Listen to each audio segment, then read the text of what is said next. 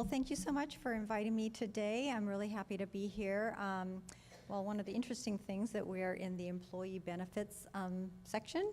Not exactly an employee benefit, but we'll make it work, and I appreciate the team working with my schedule.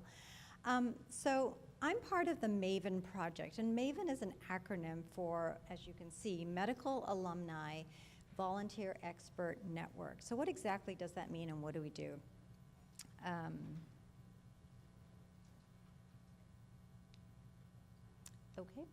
Okay. So today we're going to talk about a subset of the population that's sort of the big elephant in the room, the large percentage of people who are underinsured or have lower access to care, and that's primarily the Medicaid population or the uninsured. I'm going to give an overview of our services and what we do when we partner with clinics, and time for Q&A.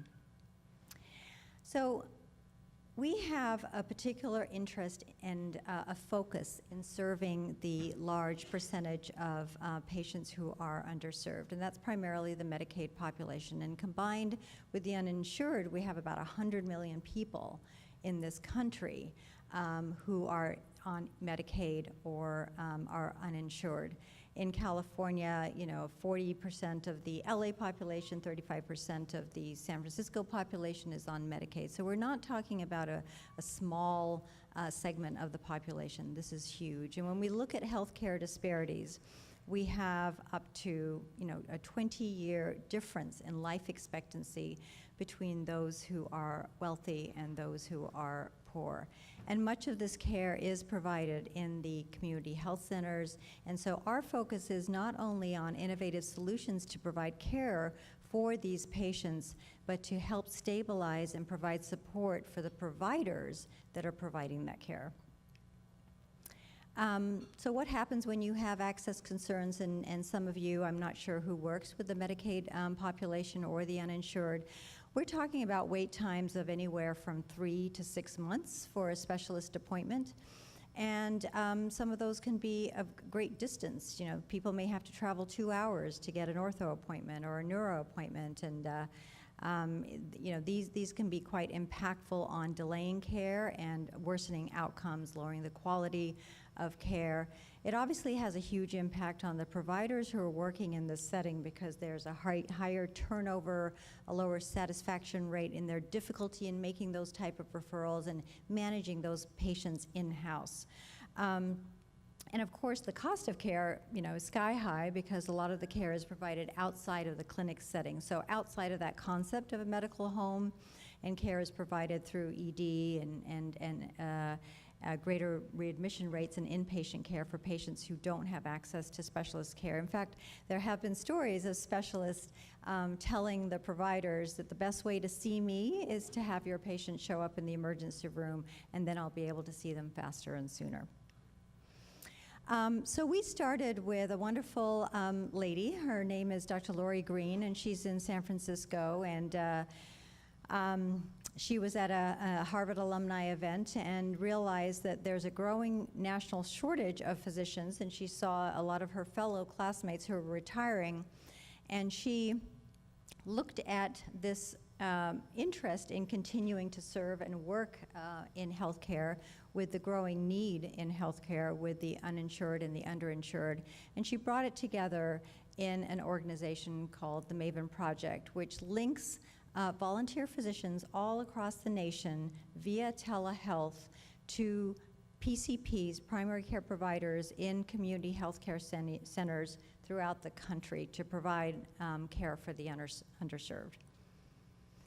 We're a nonprofit, and our focus is really on doing all aspects to support the Quadruple Aim, and that fourth element of the Quadruple Aim is the provider satisfaction, because we strongly believe that without having a stabilized workforce and a stabilized care team, we won't be able to affect changes in the other aspects of the Triple Aim, which are improving health outcomes at a lower cost and ensuring that patients have access to care overall, increasing the health of the population.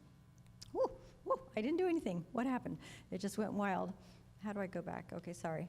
I think I pushed too hard. So we have three core offerings. Seriously, I did not do that. Okay. 3 core offerings. We have advisory consults, we have educational sessions, and we have a mentoring program. So our advisory consults can be either scheduled in advance, or they can be an available now feature, or we offer e-consults as well, which is texting or other forms of communication. They can be by video, they can be by phone. And as I said, we have a wide network of physician volunteers all across the country, so East Coast and West Coast, to accommodate people's schedules. We offer educational sessions on a variety of topics, and they're not didactic, theoretical topics in medicine, but really practical, clinically relevant topics for a primary care provider. We also offer a unique feature. It's a mentoring program, a professional development program, if you will, because oftentimes we have providers that are either new to practice or new to an organization, and find sort of, jumping into this environment is drinking from a fire hose, and oftentimes there's a high turnover, and it's difficult to maintain that continuity with the providers. Yeah, I don't know. So our advisory consults, as I said, are flexible. They can be as short as 3 minutes. They can be as long as 60 minutes. We truly want to establish and ensure that there is a possibility of a relationship between the primary care provider and the physician volunteer. Having that person to bounce a question off without having to do a formal specialty consult, which can be very intimidating, primarily to the mid-levels, is really important. I'm just going to kind of skip through some of these. It's going backwards. Okay. Our educational sessions, as I said, there can be 10 to 12 sessions a month on a variety of topics. So sorry here. I'm just going to skip to this slide. One of the key things that we can do is we customize our services to a clinic's need. So oftentimes there are care management programs that health plans do or clinics do around specific issues. Maybe it's improving HEDIS measures or quality measures. We can bring the 3 elements that we do, advisory consults, education, and mentoring, into a customizable program, for instance, around hemoglobin A1C for diabetics. So really focusing on those high-risk patients and trying to decrease inappropriate utilization and ensure that there's timely access. This all comes together in a QI program that, again, can be customized for patients and the clinics. So we truly believe in aligning our services with the Quadruple Aim. And I won't read all the details here, but as you can see, we have components of what we do that align with each of those. The timely access to care, ensuring that the specialist visit is an actual needed specialist visit. I'll show you some data later where many times that specialist visit was actually not needed, or the specialist finds that when the patient finally gets there after 3 to 6 months that they don't have the information that they need or the right tests that they need, which further delays the care and can worsen the outcomes. And of course, to the patient's benefit, reducing that barrier of time and distance and stress. But the core element is that provider satisfaction and building the provider knowledge, the skills, their confidence in managing complex conditions on their own. And 30%, for instance, of behavioral health conditions can be managed within a clinic without needing to be referred out. There are many derm conditions that can be managed within a clinic, and sometimes those questions can be relatively small, and we always like to lead with the phrase that no question is too small to ask, and reduce that intimidation factor of being able to reach out for a consult. Our impact data, just briefly here, just really validates some of the work that we've done. We're in early phase right now, so we're beginning to gather some of this information. So about 40% of the time, the physician volunteer, the expert volunteer, affirms the provider's care plan. In the majority of cases, they actually augment the care plan and add to what that provider may have thought about doing. Only 27% of the those cases actually need an in-person specialist referral, which ultimately results in about 73% of referrals saved.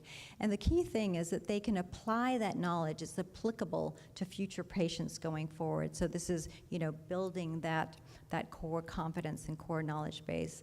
We have a whole host of specialties. We have over 35 specialties of physicians and over 100 physician volunteers currently. We're in 6 states, and these are the most frequently requested specialist visit.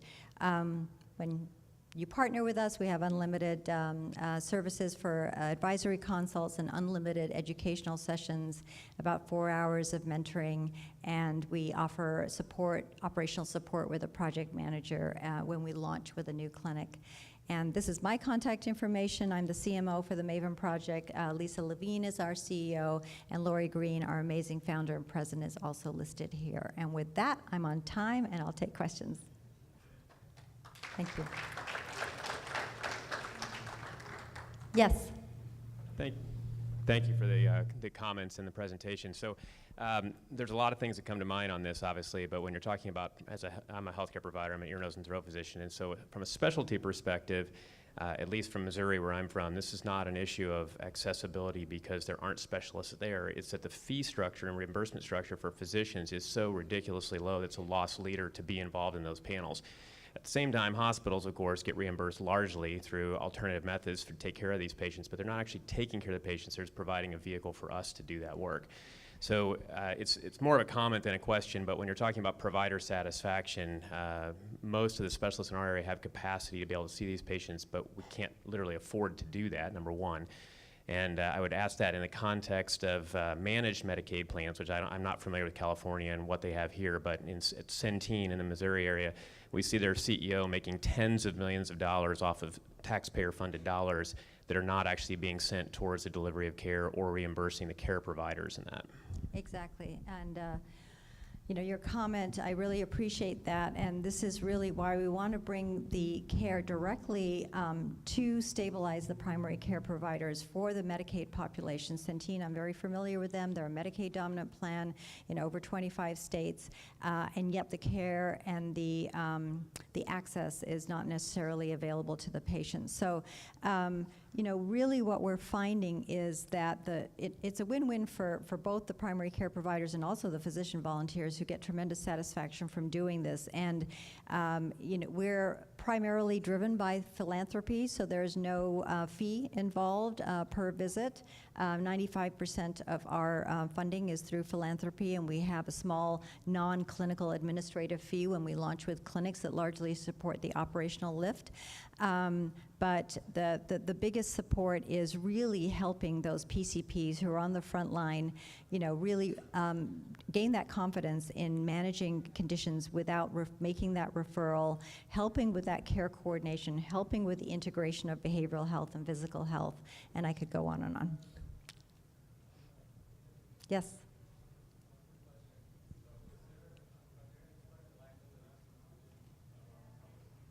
No, that we actually cover malpractice for them, and what we ask that the PCP, they don't necessarily reference the name of the physician volunteer. They just say a Maven Project volunteer, or as you would with a curbside consult if you discussed the case with someone in the hospital. But there are notes and tracking for the physician volunteers as well as the PCPs in terms of the encounter. But yes, we cover the malpractice. We are offering CME for the educational visits, and so it's a support for the providers. Yes. Okay, great. Thank you Thank you so much.